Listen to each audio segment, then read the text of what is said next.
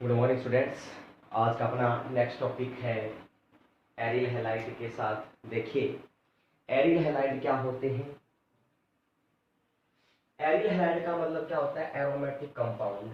जैसे हम बात करते हैं बेंजीन, ये हो गया अपने पास बेंजीन। बेंजीन के साथ में आपको पता है कि बेंजीन में क्या होते हैं, ट्रिपल बॉन्ड होता है, ठीक है। डबल बॉन्ड क्या होते हैं, ठीक है।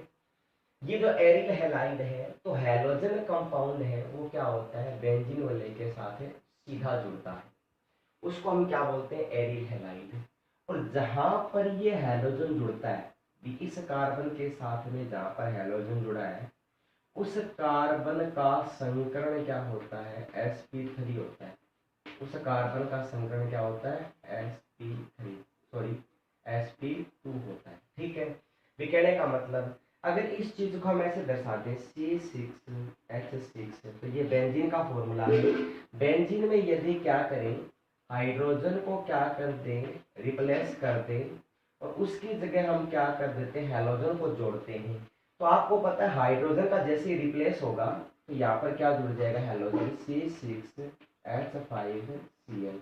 इसे क्या कहेंगे अपन, इसे बोल देंगे क्लोरो बेंजीन। क्या बोलते हैं, क्लोरो, और क्या बोलेंगे इसको, बेंजीन, ठीक है। तो ये हो गया एरिल हैलाइड, ठीक है। तो कल हमने पढ़ा था क्लासिफिकेशन ऑफ हेलो एलिन, या हम ये कह सकते हैं कि हेलो एल्केन या फिर एल्किल हैलाइड। तो क्लासिफिकेशन हमने इसके बारे में पढ़ा।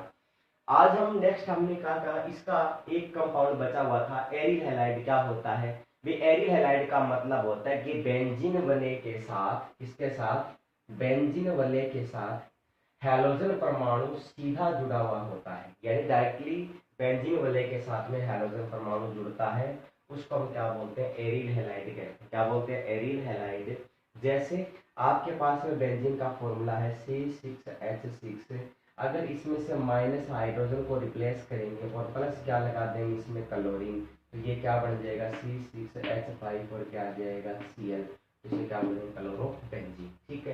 तो ये कंपाउंड क्या कहलाता है, एरिल हैलाइड कहलाता है। क्या कहलाता है, एरिल हैलाइड, ठीक है। नेक्स्ट है एल्किल हैलाइड में कार्बन हैलोजन आबंध की प्रकृति, nature of bond carbon halogen. देखिए, कार्बन हैलोजन बंध की प्रकृति। नेक्स्ट पॉइंट अपना, कार्बन हैलोजन आबंध की प्रकृति, आबंध की प्रकृति, मतलब आबंध की प्रकृति का मतलब क्या हुआ कि कार्बन और हैलोजन, जैसे हम बात करें CH3 बॉन्ड क्या है, CH3Cl है ना। तो CH3Cl में अगर इसको हम ऐसे लिख सकते हैं, कार्बन है, कार्बन के साथ में क्या जुड़ा हुआ, हाइड्रोजन। यहाँ पर भी हाइड्रोजन है, यहाँ पर भी हाइड्रोजन, और यहाँ पर भी क्या है, हाइड्रोजन, ठीक है ना। तो यहाँ से अपने हाइड्रोजन को रिप्लेस करके हमने यहाँ पर क्या जोड़ा है, Cl। तो ये क्या कहना चाहता है कि यहाँ पर कार्बन और हैलोजन की आबंध की प्रकृति क्या होती है। तो आप जानते हैं कार्बन की वैलेंसी कितनी होती है, 4 होती है। कितनी होती है, 4, 2, 3 और ये 4, ठीक है। कार्बन क्या करता है, सहसंयोजक का आबंध बनाता है। कौन सा आबंध बनाता है, सहसंयोजक आबंध का निर्माण करता है, ठीक है। सहसंयोजक का आबंध का निर्माण करेगा तो एक इलेक्ट्रॉन क्लोरीन से लेता है और एक इलेक्ट्रॉन क्लोरीन को देता है। तो कार्बन क्या करता है, सांझे के 8 इलेक्ट्रॉन पूरे करता है, और फिर क्लोरीन क्या करती है, इनसे एक एक इलेक्ट्रॉन को ग्रहण करती है। तो इस प्रकार से सर्विस में कौन सा बनता है, कोवलेंट बॉन्ड बनता है। कौन सा बॉन्ड बनता है, कोवलेंट बॉन्ड भी कहते हैं इसको, या इसको हम क्या कहते हैं, सहसंयोजक आबंध कहते हैं, ठीक है। तो ये क्या कह रहा है कि यहाँ पर सहसंयोजक आबंध होता है, लेकिन कार्बन परमाणु की विद्युत ऋणता, इसकी कार्बन परमाणु की विद्युत ऋणता हैलोजन से कम होती है, या क्लोरीन से क्या होती है, कम होती है, ठीक है। तो विद्युत ऋणता का मतलब क्या होता है, विद्युत ऋणता का मतलब होता है किसी अणु में, किसी अणु में आबंधित, आबंधित इलेक्ट्रॉन युग्म को किसी एक परमाणु के द्वारा अपनी ओर आकर्षित करने की कैपेसिटी। यानी कहने का मतलब, किसी अणु के अंदर 2 परमाणु हैं और उन 2 परमाणुओं के बीच में बॉन्ड है, तो उस बॉन्ड के इलेक्ट्रॉनों को जब कोई एक परमाणु अपनी ओर खींच लेता है तो उसको हम क्या बोलते हैं, विद्युत ऋणता कहते हैं। क्या बोलते हैं उसको, विद्युत ऋणता कहते हैं। क्योंकि जिसकी विद्युत ऋणता ज्यादा होती है तो परमाणु उसी इलेक्ट्रॉन की ओर या परमाणु की तरफ क्या है इलेक्ट्रॉन आकर्षित हो जाते हैं, तो उसको हम क्या बोलेंगे विद्युत ऋणता। तो आपको पता है कार्बन की विद्युत ऋणता है वह हैलोजन से कम होती है, तो इसलिए तो ये कार्बन के साथ में जो बॉन्ड बनता है क्या बनता है बॉन्ड, तो कार्बन की विद्युत ऋणता ज्यादा हो जाएगी। अब कार्बन की विद्युत ऋणता आपको पता है कि हैलोजन से कम होती है, कार्बन की विद्युत ऋणता किससे कम होती है हैलोजन से कम होती है। इसीलिए आपको पता है कि बंध के इलेक्ट्रॉन कहाँ जाएंगे क्लोरीन की ओर जाएंगे।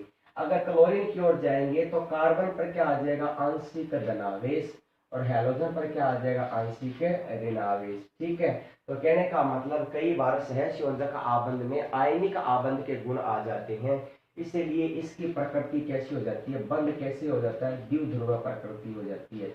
इस बंध की प्रकृति कैसी हो जाती है द्विध्रुव, यानी जिसको हम बोलते हैं डाइपोल मोमेंट और इसको म्यू के द्वारा प्रेजेंट किया जाता है। ठीक है, तो ये दो कंपाउंड अपने पास में CH3Cl है। ठीक है, इसके अलावा CH3Br, ठीक है, और इसके अलावा CH3I है। तो इन कंपाउंड के लिए म्यू का मान कितना होता है, तो मेथिल क्लोराइड के लिए म्यू का मान कितना होता है, इसका मान होता है 1.86 और इसका होता है 1.79 और इसका होता है 1.62। तो ये सभी इनके लिए क्या होता है म्यू का मान होता है। ठीक है, ठीक है, तो ये होता है बंध की प्रकृति। तो बंध की प्रकृति कैसी होती है, कार्बन हैलोजन आबंध की प्रकृति कैसी होती है ध्रुवीय प्रकृति होती है। ठीक है, ध्रुवीय प्रकृति का मतलब क्या हुआ कि जिस परमाणु की विद्युत ऋणता ज्यादा होती है आबंध इलेक्ट्रॉन उस परमाणु की ओर आकर्षित होते हैं, अतः इनकी प्रकृति कैसी होती है ध्रुवीय प्रकृति होती है। ठीक है, अब ये क्या कह रहा है कि ये जो हैलोजन और कार्बन के बीच में बॉन्ड होता है इसे कौन सा बॉन्ड कहते हैं सहसंयोजक आबंध कहते हैं।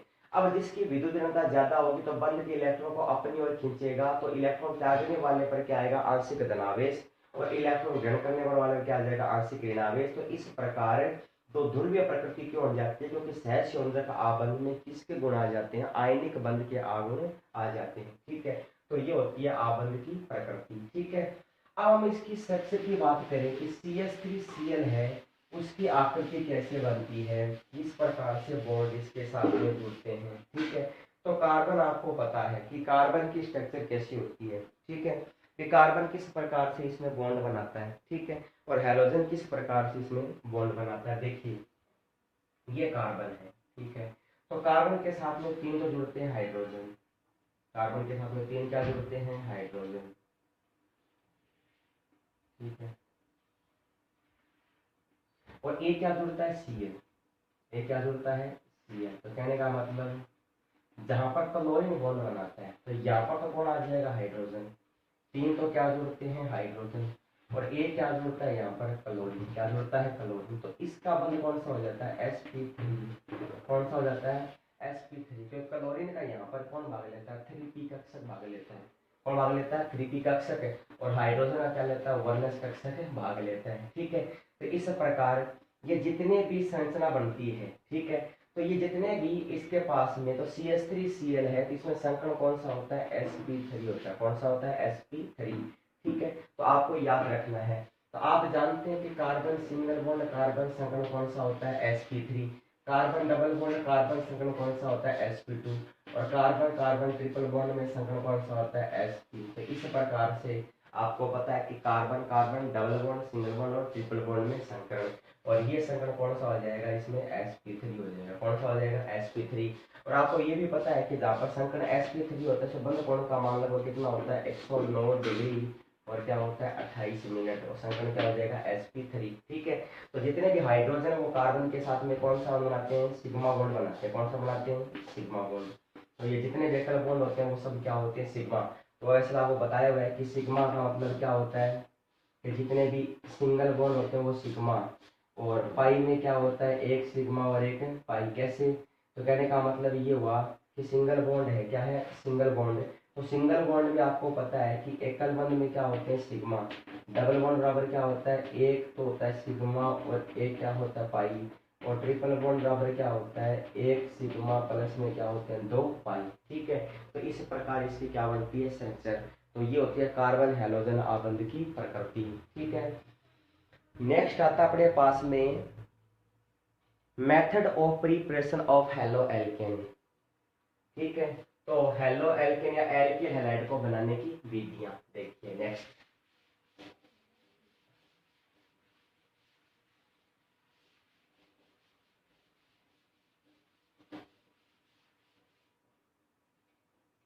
तो देखिए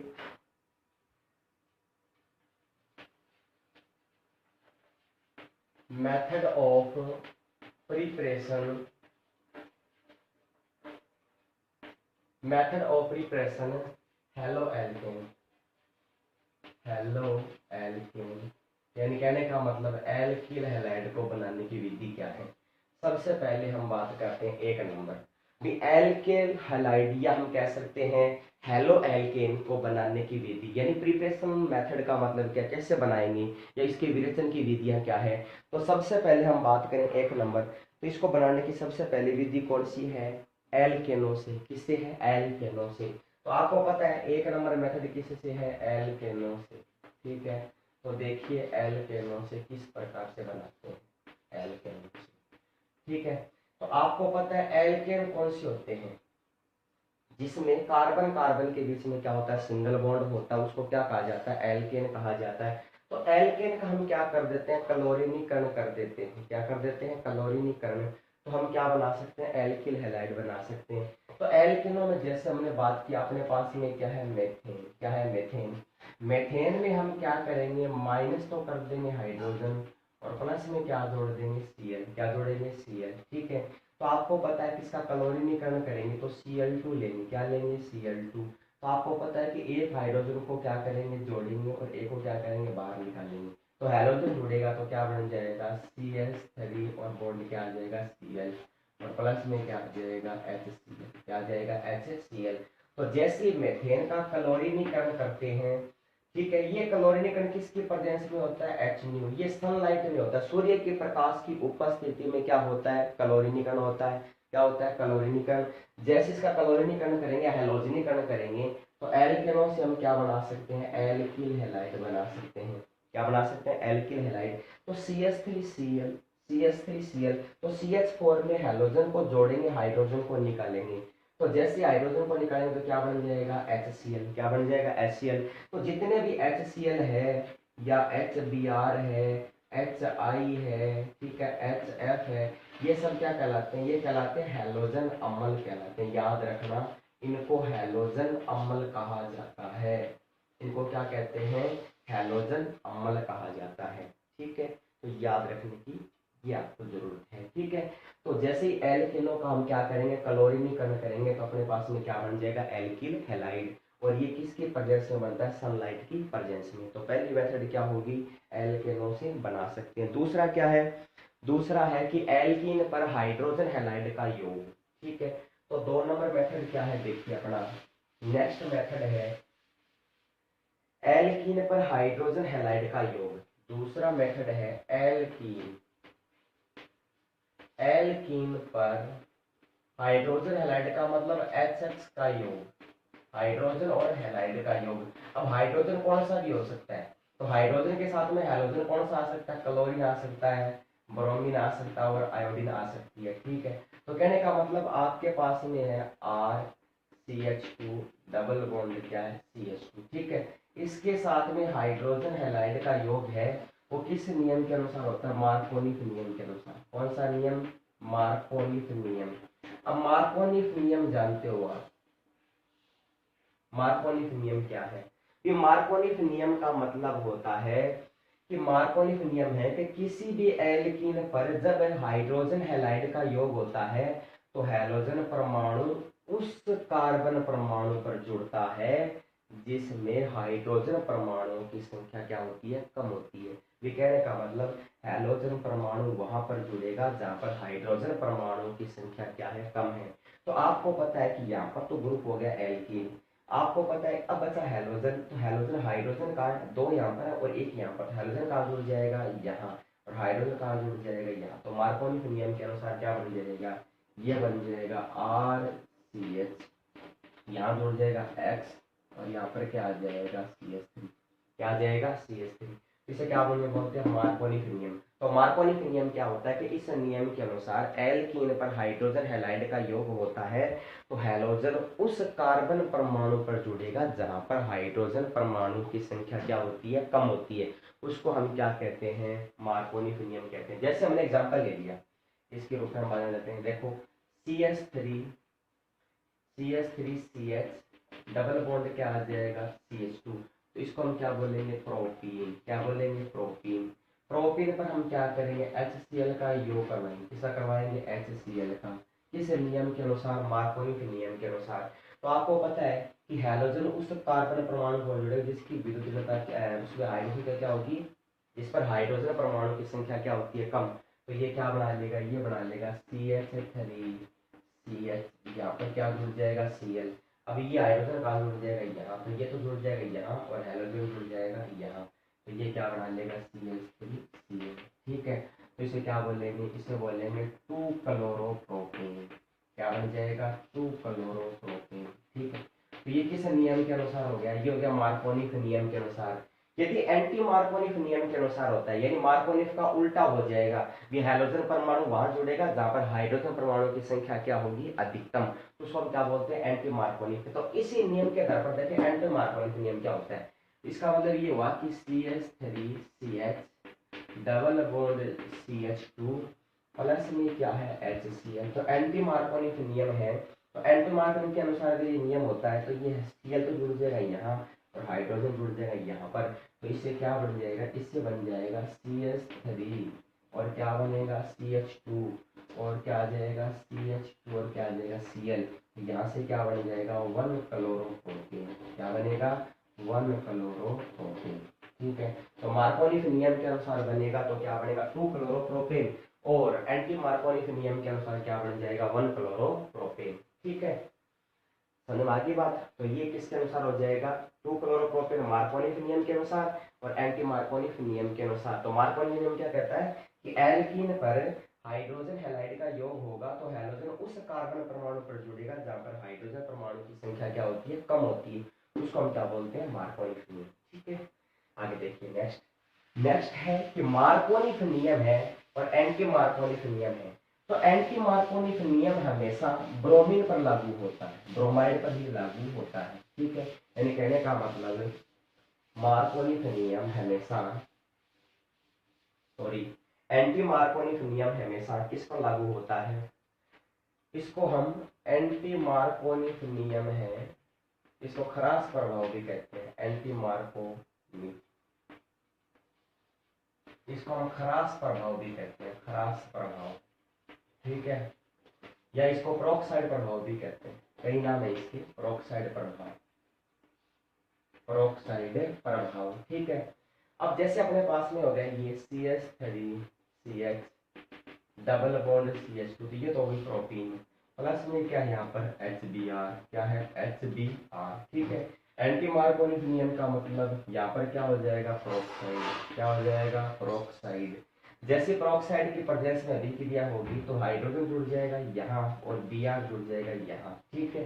तो इससे क्या बन जाएगा, इससे बन जाता है CH3 CH2 और क्या आ जाएगा, Br। इसे क्या बन जाएगा, 1 ब्रोमो।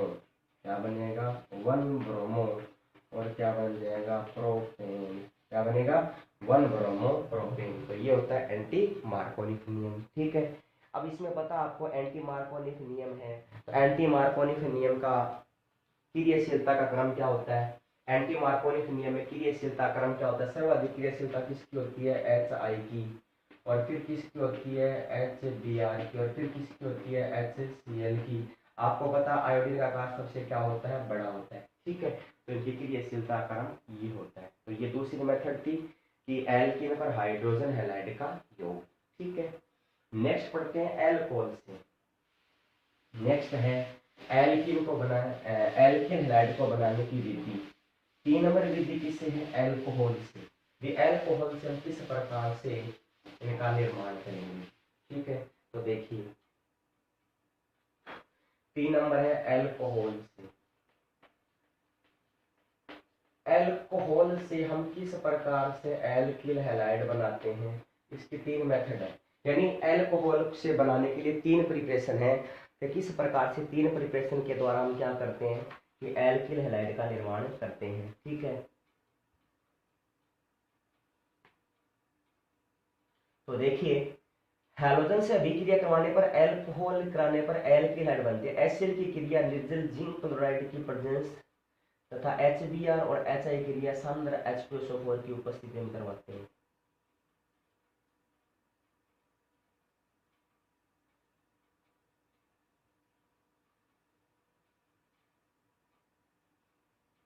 ठीक है, तो देखिए सबसे पहले हम पढ़ेंगे एल्कोहल तथा हैलोजन अम्ल की क्रिया। एल्कोहल तथा हैलोजन अम्ल की क्रिया यानी कहने का मतलब एल्कोहल से निर्माण करेंगे तो हम क्या लेंगे, सबसे पहले ये क्या कह रहा है कि एल्कोहल है उसकी अभिक्रिया किसे करवा देंगे, हैलोजन अम्ल।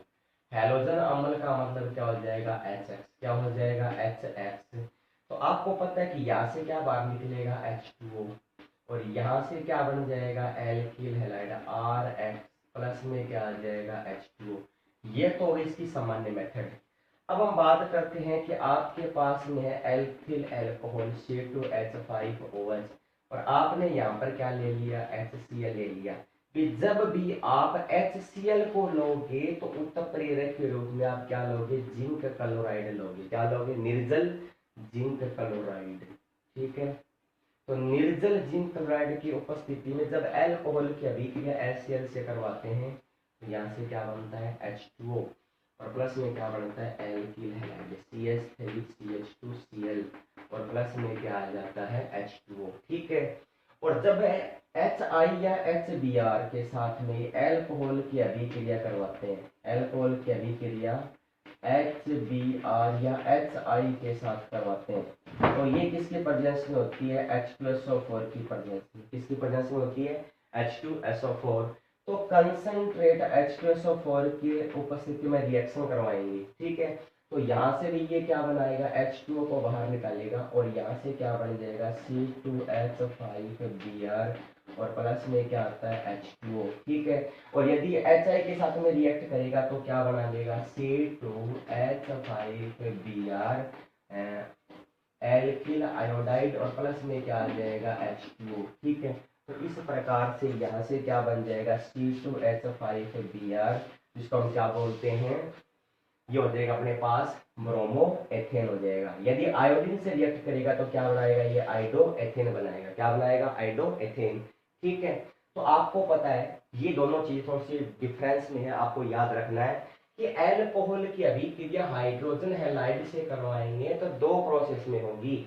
यदि आप हैलोजन अम्ल कौन क्या ले रहे हो, HCl ले रहे हो, तो यहाँ पर कैटलिस्ट किसका यूज करना आपको, जिंक क्लोराइड का, निर्जल जिंक क्लोराइड का। और यदि आप इसकी रिएक्शन किससे करवा रहे हो, हाइड्रोजन ब्रोमाइड या हाइड्रोजन आयोडाइड से करवा रहे हो, तो यहाँ पर आपको क्या लेना है, कंसंट्रेट H2SO4 लेना है। क्या लेना है, कंसंट्रेट H2SO4। लेकिन दोनों में आपको याद रखना है कि इसमें कैटलिस्ट का क्या करना है, भिन्न भिन्न यूज करना है, लेकिन बनने वाला प्रोडक्ट क्या होगा, आपके पास में एल्किल हैलाइड होगा। क्या होगा, एल्किल हैलाइड। तो इसमें एल्किल हैलाइडों का क्रम क्या होता है, यानी इसकी रिएक्टिविटी क्या होगी, इसकी क्रियाशीलता का क्रम क्या होगा। तो इसमें क्रियाशीलता का क्रम होता है, आपको पता है सबसे पहले कौन आता है, HI, फिर कौन आता है, HBr, और फिर कौन आता है, HCl। तो आपको पता है कि यहाँ जो आयोडीन है इसका आकार क्या होता है, सबसे बड़ा होता है। ठीक है, तो कहने का मतलब ये हो जाएगी इनकी क्रियाशीलता। तो ये तो होती है हैलोजन अम्लों के प्रति क्रियाशीलता। ये क्या कह रहा है, एल्कोहल की क्रियाशीलता में क्रम क्या होगा, तो सबसे पहले कौन आएगा, एल्कोहल में 3 डिग्री, फिर कौन आएगा 2 डिग्री, और फिर कौन आएगा 1 डिग्री। तो सबसे पहले क्रियाशीलता सर्वाधिक किसकी हो जाएगी, 3 डिग्री एल्कोहल की, यानी तृतीयक एल्कोहल की, फिर द्वितीयक एल्कोहल की, और फिर क्या हो जाएगी 1 डिग्री एल्कोहल की। ठीक है, तो इस प्रकार से एल्कोहल व हैलोजन अम्ल की अभिक्रिया से हम क्या बना सकते हैं, एल्किल हैलाइड का निर्माण कर सकते हैं। ठीक है, अब 2 नंबर है, नेक्स्ट है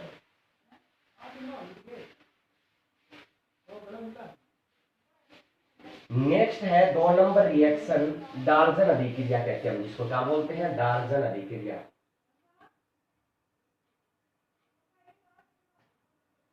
2 नंबर है एल्कोहल की अभिक्रिया किससे करवा देते हैं SOCl2, जिसको हम क्या बोलते हैं डार्जन रिएक्शन कहते हैं। क्या बोलते हैं डार्जन अभिक्रिया। क्या बोलते हैं डार्जन अभिक्रिया। तो डार्जन अभिक्रिया का मतलब क्या हुआ कि आपके पास में क्या है CH3 CH2OH और इसमें क्या मिला देते हैं SO, क्या मिला देंगे Cl2, क्या मिला देंगे SOCl2। तो SOCl2 मिलाएंगे तो ये रिएक्शन किसकी प्रेजेंस में होती है pyridine की प्रेजेंस में होती है, ठीक है। और सह उत्पाद के रूप में क्या बनते हैं HCl और SO2। तो ये जो ऑक्सीजन है ये चली जाएगी यहाँ, तो यहाँ से क्या बन जाएगा SO2। अब बचा यहाँ पर हाइड्रोजन, एक हाइड्रोजन निकल जाएगा Cl के साथ, तो क्या बन जाएगा HCl। और इसमें तो मुख्य उत्पाद क्या बनेगा एल्किल हैलाइड, क्या बन जाएगा CH3 CH2 और क्या आ जाएगा Cl। तो इसको हम क्या कहते हैं एथिल क्लोराइड। क्या बोलेंगे एथिल क्लोराइड। और ये हो जाएगा आपके पास में एल्कोहल की अभिक्रिया SOCl2 के साथ। इसको किस नाम से जानते हैं, इसे डार्जन अभिक्रिया कहते हैं। क्या बोलते हैं इसको डार्जन अभिक्रिया कहते हैं। और ये होती है पेरिडिन की प्रेजेंस में, ठीक है। नेक्स्ट है एल्कोहल की अभिक्रिया फास्फोरस हैलाइड से करवाने पर, यानी PCl5 और PCl3 के साथ करवाने पर किस प्रकार से कंपाउंड बनता है देखिए, ठीक है। तो कहने